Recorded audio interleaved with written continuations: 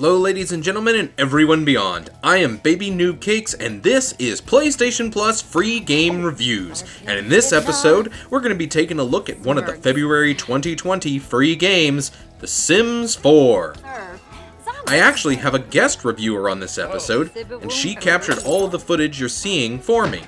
But now, let's attempt to answer the question, as one of the free games of the month, was it worth it? Mechanics. I think that a lot of people know what The Sims is, but to those of you who've never picked one up, it's, actually not that easy to describe. Because at its base, it's simply a simulation game. But that doesn't do it justice. The long version is, you create yourself. Or at the very least, the character or characters you want. You either find them a house or build one from scratch. Or from the multiple pre-generated rooms. Then you direct your Sims around the house and around the town they live in, and you just live a life. Any life you want. You can have your Sims talk with the neighbors, learn artistic skills, cook food, play in the pool, throw parties, learn to bartend, tell jokes, hold a job, get a promotion, put out a fire, use the toilet, have kids, write a book, take a selfie, and much, much more. Another way to think of it is almost as though you were playing with a very high-functioning Tamagotchi. It all sounds a bit mundane, and for the most part it kinda is. But you are at the driver's seat and are in control of it all. When you create your Sims, you give them goals and personality traits. As you progress through the game, you can make progress towards those goals. Or you can make the choice to sabotage your Sims' lives and try to get them to be unhappy. Or even end up dead. Art style. The graphics in most Sims games, and even in this one, have never been top of the line. But never ugly either. They have sort of a cartoony nature to them, but never really seem to make an effort to be completely unique. Not great, but not bad either.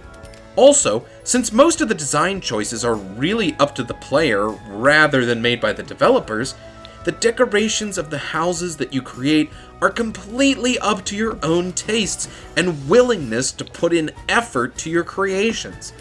Of course, these are limited by the fact that someone did have to design all of the clothing pieces, house decor, appliances, wallpaper, carpet, lighting fixtures, etc., etc., etc., and there are a finite number of combinations.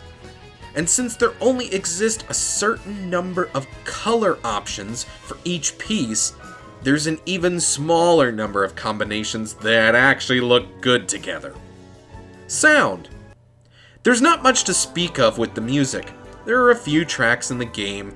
There is one song for the build mode while you're constructing or deconstructing your house, a few that pop up atmospherically while playing, and a few others can be found on the various music playing devices like speakers or stereo systems that you can add to your house, but you can only hear them if your camera is nearby. There are also a few cartoony sound effects for the different actions your Sims take, and they fit the overall aesthetic of the game pretty well. The most important thing to mention, though, is when talking about sound, is Simlish. It is the fictional language that your Sims use to talk to one another. And as the creator of the series stated, it's to make the games never need translation. Replayability. The Sims series has always been nearly infinitely replayable. There are near infinite options in not only building your Sims, but also with building your houses. Like I've mentioned a bit already, your imagination is what fuels these games. And there is also the ability to simply watch what your Sims want to do themselves. They never really stop moving. Think of this as an example. Minecraft is a similar game in its infinite choices, decoration, and building. However, Imagine that once you'd finished building your house, good old Minecraft Steve decided to move around on his own and cook himself a meal, and then accidentally burned the house down. There is a certain amount of AI that runs your Sims without your input, and they seem to develop patterns a bit based on what you've taught them already. I don't think this review would be complete without mentioning the absurd amount of DLC available for this game. And we can't ignore the truly insane price tag either. At the time of posting this, there is over $600 of DLC available, and that's at full price for every single individual piece. There are some bundles where you might be able to save a few bucks, but that is still a hefty price tag if you want everything. The good news is, you probably don't need everything.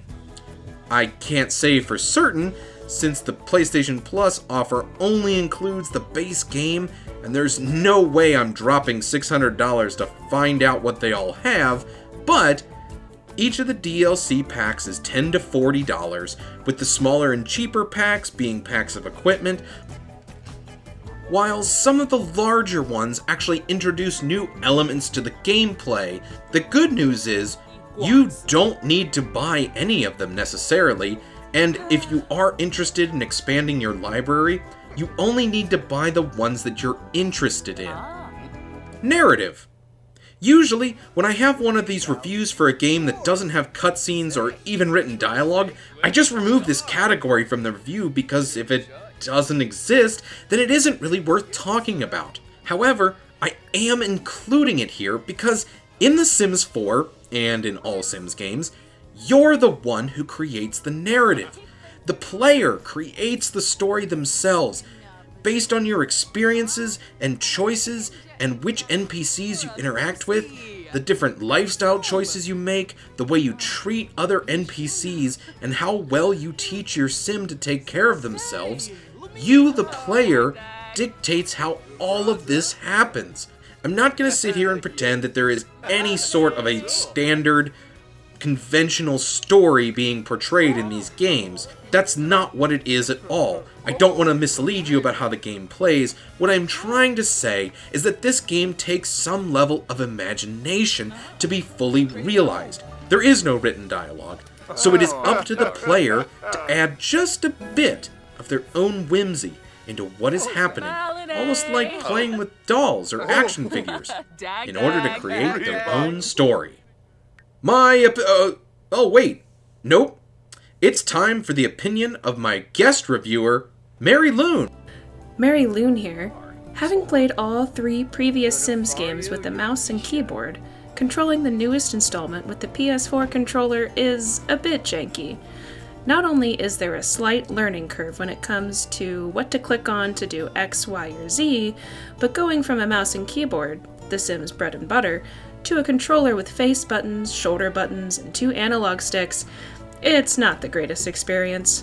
I had to go in and invert the horizontal axis just to stop myself from losing control of the game, and myself, while building the house. However, the game, once I got the hang of it, is definitely Sims. Your Sims are Sims.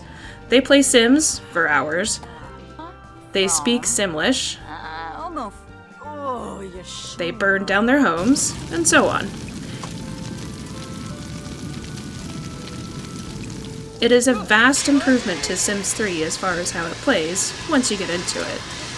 I had a great time recreating my D&D party, which is why one of them is blue, one of them is gray, and one of them is Pablo Escobar, and watching them live simple, mundane lives, where bad music was shared freely, to the embarrassment of all, where a simple bad fruitcake could mess someone up for hours, and where making friends is as simple as running across the street and accosting your neighbors and telling jokes about monkeys at them until they like you.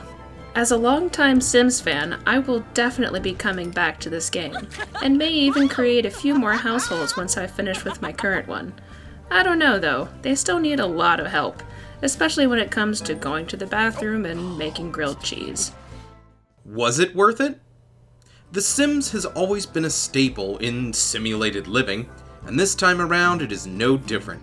No matter what you want out of this game, that being a few hours of fun or a lifetime of possibilities, it has it. Obviously, people who prefer more action-oriented games aren't gonna like it that much, as it is a much slower-paced game. But if you are looking for something mellow, to pass the time and have a little bit of fun with, this game is worth it. Also, don't forget to go onto the PlayStation Store and download your free games every month. Because hey, they're free, and sometimes you will end up with a few gems.